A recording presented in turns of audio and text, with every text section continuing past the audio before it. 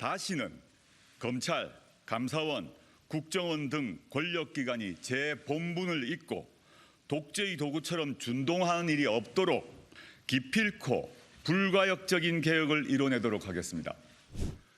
존경하는 국민 여러분, 조국혁신당 대표 조국입니다.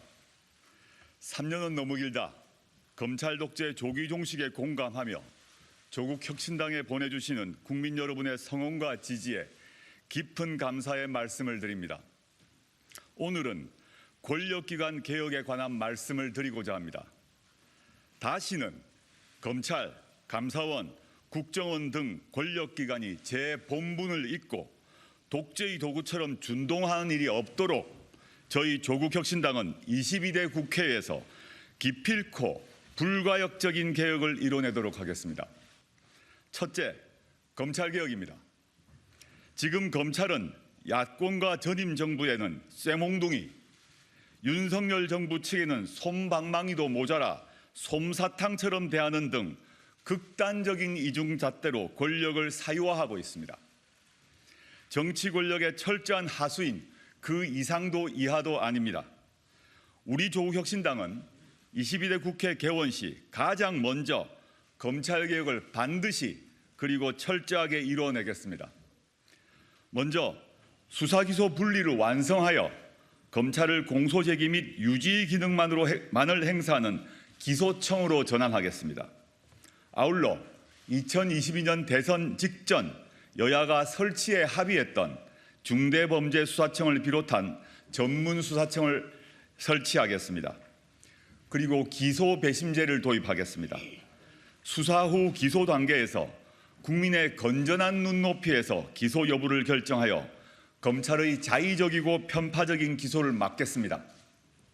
수사 준칙, 검사 직접 수사 개시 범위 규정 같은 대통령령으로 형사소송법, 검찰청법 등 상위법을 무력화하는 시행령 등에 대해서는 국회의 입법의 우위를 명확히 하는 입법에 나서겠습니다. 또 이선균 방지법 제정을 반드시 관철하겠습니다. 수사기관의 피의사실 유출로 개인의 명예가 짓밟혀 극단적인 선택에 내몰리는 일이 근절되도록 하겠습니다. 검사장 직선제를 도입해 검찰에 대한 민주적 통제를 강화하겠습니다. 둘째, 국정원 개혁입니다. 문재인 정부는 국정원의 국내 정보 부분과 대공수사 직무를 삭제하고 순수 정보기관으로 거듭나도록 하는 개혁을 이루어냈습니다. 문재인 정부 시절 국정원은 단 한 건의 정치 개입, 민간인 사찰 등의 문제가 일어나지 않았습니다. 그러나 윤석열 정부 들어 국정원은 이른바 서해, 동해 사건을 빌미로 서훈, 박지원 두 전임 국정원장을 검찰에 고발하여 정치보복의 거대한 서막을 연 바 있습니다. 또한 기자로 위장하여 시민단체의 집회를 사찰하다 적발된 바 있고 신원검증을 빙자하여 2급 센터장이 보임되는 신원검증센터를 신설하여 조직을 운영 중인 것으로 알고 있습니다. 우리 조국혁신당은 국정원이 다시는 국내 정치, 민간인 사찰 등의 악행을 저지르지 않도록 다음과 같은 개혁 과제를 철저히 이행하겠습니다. 하나, 국정원의 신원검증 기능을 전면 재검토하겠습니다. 이를 통해 신원검증을 빙자한 공직자 세평 수집, 민간인 사찰, 국내 정보 수집이나 정치 개입을 하지 못하도록 하겠습니다. 둘, 경찰과의 협의라는 명목으로 국정원이 경찰 수사의 지휘자로 나서서 사실상 대공수사 기능을 유지하는지도 철저히 감시하겠습니다. 셋, 국정원 예산이 집권 세력의 쌈짓돈으로 전락하지 않고 국가 안보를 위해서만 사용되도록 개선 방안을 마련하겠습니다. 셋째, 감사원 개혁입니다. 윤석열 정권 들어 정권의 돌격대를 자처하여 헌법기관으로서의 위상이 철저하게 망가진 조직이 바로 감사원입니다. 감사원장과 지금은 감사위원이 된 전직 사무총장은 감사원을 아예 대통령의 돌격대, 정권의 돌격대로 만들어 정권이 지목하는 사람을 물고 뜯고 핥히었습니다. 우리 조국혁신당은 감사원이 정치보복의 돌격대라는 오명을 청산하도록 하겠습니다.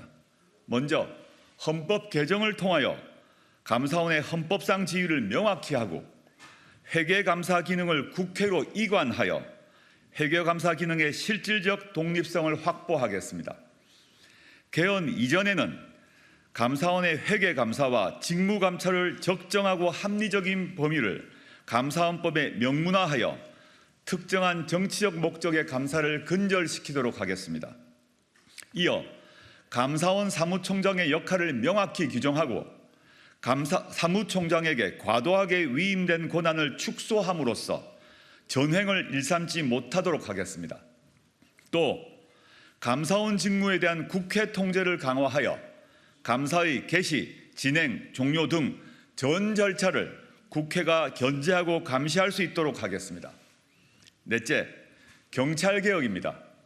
윤석열 정권 들어 행안부 경찰국 설치, 행안부 장관의 수사지휘 시도 언동, 이태원 참사, 검경 수사준칙 개정을 통한 수사지휘 부활 등의 일련의 사태가 벌어졌습니다. 고 이성균 배우에 대한 수사 진행 상황의 무분별한 유출로 국민의 사랑을 받는 배우를 죽음의 길로 내몰았습니다. 다시 국민의 사랑을 받는 경찰로 거듭나게 하겠습니다. 우선 행안부에 설치된 경찰국을 폐지하겠습니다. 이어 수사준칙 등 시행령을 입법 취지대로 돌려 수사권 개혁 취지대로 경찰 수사의 전문성과 역량을 향상하도록 하겠습니다. 또 자치경찰에 더 많은 권한과 역할을 부여하여 국민의 일상의 안정과 평화를 지켜내겠습니다. 다섯째, 기획재정부 개혁에도 힘을 쏟겠습니다. 기재부는 예산 편성과 경제정책 추진이라는 권한을 무기로 모든 부처 위에 군림합니다.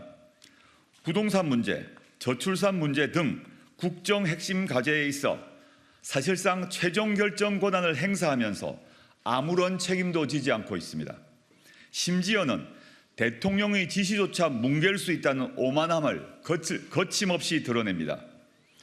2022년 초과 세수를 활용해 코로나 방역 조치로 인한 소상공인, 자영업자의 어려움을 덜어드릴 방안을 강구하라는 문재인 대통령의 지시조차 재정 건전성이라는 정가의 보도를 이용해 거부했습니다.